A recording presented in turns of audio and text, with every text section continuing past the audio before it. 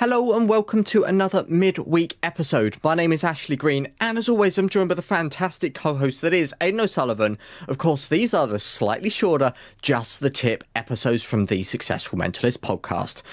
Now today we're going to be talking about kind of criticism, being self-critical. It's something I know a lot of us do, and as you're going to hear in a minute, I do it quite badly. I'm really self-critical. But Aidan, I know speaking to some magicians, they go, "Oh, I wish I would stop leaving gigs feeling deflated." And others go, at least when I leave a gig, I've got ideas of how to improve. Is being critical a bad thing, a good thing? Is it good because you're kind of always looking to grow and get new ideas? Or is it bad because it kind of puts you in that mood where you feel a bit meh and down? What are your thoughts on this? Yeah, so this is something that we all face at the best of times. In fact, I think I'm actually at a point that I'm getting it quite a lot. I'm getting a lot of this negative self-talk, and it's quite a tough thing to actually overcome. But I want to stress how important it is that this isn't a bad thing.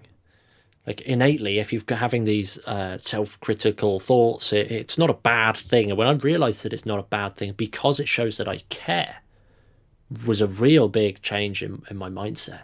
And I say it's because you care. The typical things that a lot of performers get when they finish a gig or they do a show or something like that, they get the question of, oh, that was a terrible performance, or the show sucked, or oh, I could have performed better. And although that may or may not be the case, that could be the case, but it shows that you're actually already, you want to be something, you want to be able to do better performances, you want to be a better performer, you want to be able to do better shows. So you've actually set the bar for yourself, and just because you didn't meet that vision, again, you go really self-critical. Sometimes it's quite bad, but other times it's just oh, I messed that up completely. But being aware that having that self-critical thoughts and those critical beliefs and things about yourself as a performer and your shows and the material that you're doing and all these other things, it is just a sign that you actually care and that you are moving in the right direction. That was a game changer for me. But I do want to stress as well that on the flip side, too much of this can be quite bad, for reasons that we don't even have time to start mentioning today. But it can be quite bad in the sense of too many negative beliefs will actually knock on, and over time that can build and sort of put you into this negative mindset of yourself. And when you start limiting yourself, you're installing these limiting beliefs and these self-critical notions that you're not good enough.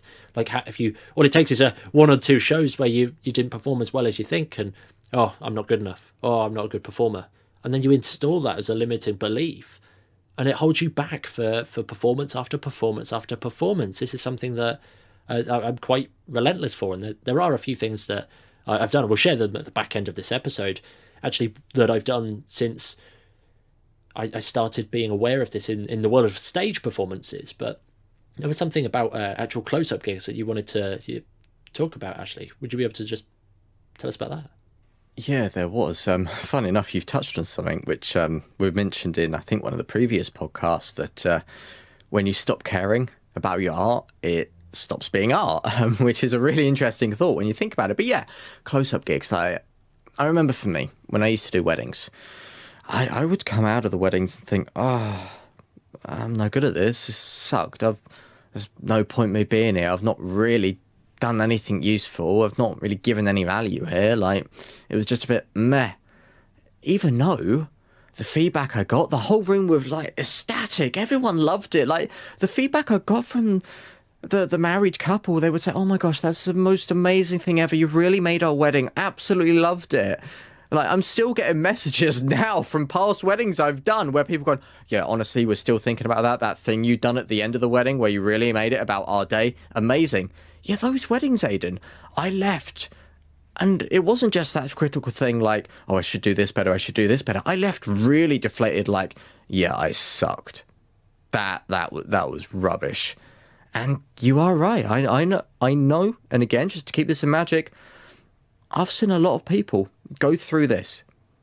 I suck, gig after gig after gig, and what does that lead to? They stop doing that specific type of magic that they like, or they stop doing magic overall, and that's a really, tough and difficult thing to watch someone go through at the end of the day. So what advice would you give someone if they're leaving a gig, maybe like me, or a little bit worse, or anything in between? Yeah, so I mean, for me, I want to talk to two really important strategies that I've started implementing, and the second I did, and I'm not saying this took a little while to get used to, literally the first time I started doing this with my shows, absolute game changer. First things first, I actually started writing and journaling and documenting my immediate thoughts as I came off stage. I documented my immediate thoughts. And you're probably thinking, some of you think, oh, I can't do that because I like to talk to the audience at the end of the show. And that's me too. I spend at least an hour to sometimes even 2 hours, sometimes even longer with my audience after my shows, because it's great to connect with them for reasons that I'm sure if you've been following the podcast for a long time now, you'll realise that like a good 90% of the work that I've ever done has been a result of word of mouth and it's good relationships. But I started finding that little 5-minute gap of just being able to have a pen and paper ready at the end of the show in a place that I know where it is.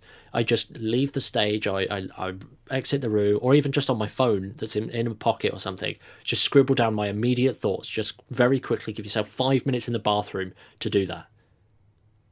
And as soon as I started doing that, documenting all of those thoughts, as soon as they're out of my head, I can concentrate now on going back and talking to other people. I get out of my own way, get out of my own head, throwing it all down on paper or on my phone so that I can check in with those beliefs later on and those thoughts and then start answering the reasons why. Like, why was I feeling like that? Why did I think the show sucked? Why did I think that was the case?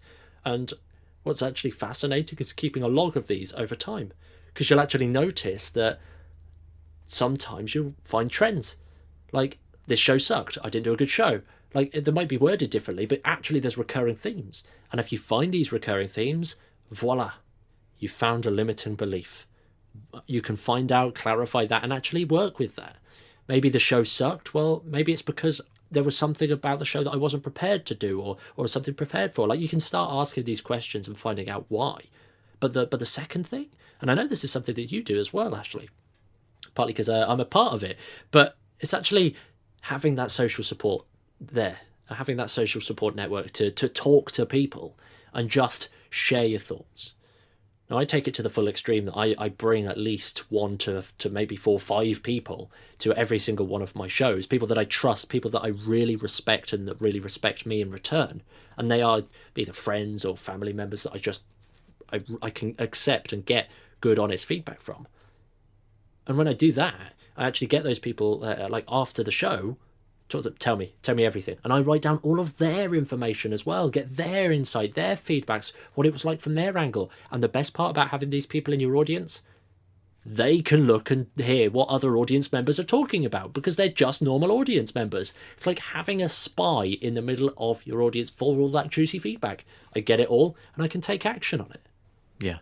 For me, doing that and just with like having those I love that name, spy, that is so useful for me because I do leave gigs. I remember like there was a show a couple of shows that I done. Pretty much every show that I do, Aidan, you always get a message, yeah, that sucked, yeah, that was awful. And then when I watch back the recordings, I'm like, yeah, that was pretty damn good, to be quite honest. And I've now got into that kind of like that realization of I'm really, really overcritical, but I never know the reasons why. And having the people in the show, and it just helps because I leave and I go, yeah. And then I remember, don't worry, I'm going to get the useful feedback so that I know how to improve this. And then I'm like, yay, that's great.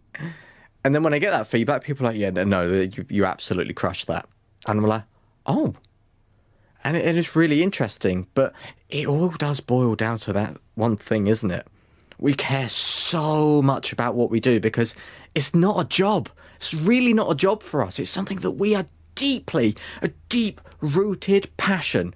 This is a hobby on steroids for us, something that we have to do. We want to do to the best of our ability. And that is probably the reason why a lot of us leave every single time going, because it's not, we've got this wild, vivid dreams of where we want our stuff.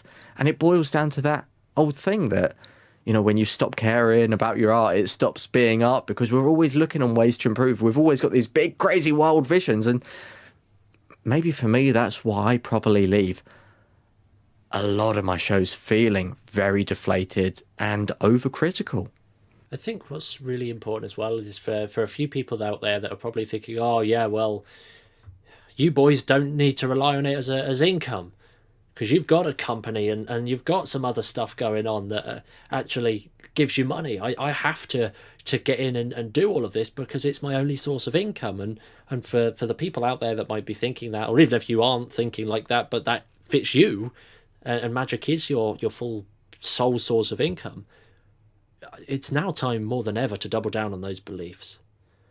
Like, if anything, now is the time that you should be really documenting your thought processes, really getting control of your thought processes, understanding what is going on inside your head when it comes down to your performing career and your thoughts around performing, your beliefs around performing. Because when you start to be aware of what's going on inside your head and the way you think about the art and the way you think about it as a business, like, you might be, oh my gosh, I'm always so busy being busy, or I'm really busy trying to make ends meet so that I can actually earn some money to put food on the table because it's my sole source of income. Well, if that is you, then really double down on your beliefs, not just in the performance world, but actually in the business stuff as well.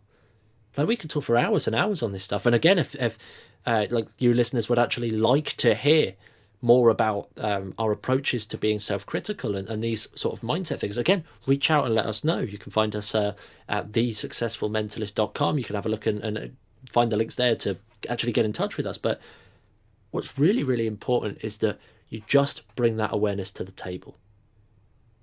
Just bringing it to the table is going to allow you to start doing the right things. And again, if you don't know the answers, good. Build that support network. Find other people. And I'll be honest, this is, for me, one of the big reasons that we set up the community, actually, community.thesuccessfulmentalist.com, if you want the link. But we're building a safe space, an open space for performers to share their beliefs, share their thought processes, actually connect with other people and build that sort of accountability system, but not just accountability, but that opportunity to be honest and get the feedback and get that self-talk really drilled in and understood, because it's what got us here, and it's what we use all the time going forwards. It's the biggest thing that you can do. Highest ROI, if you want to use fancy terms. There we go. Honestly, it's been quite eye-opening for me, just having this quick chat right now. So I really hope you guys got some value from it.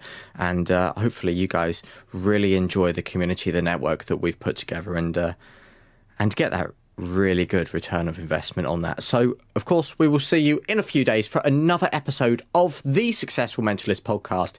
This was a midweek Just a Tip. My name's Ashley Green. That's been Aidan O'Sullivan, and we will see you very soon.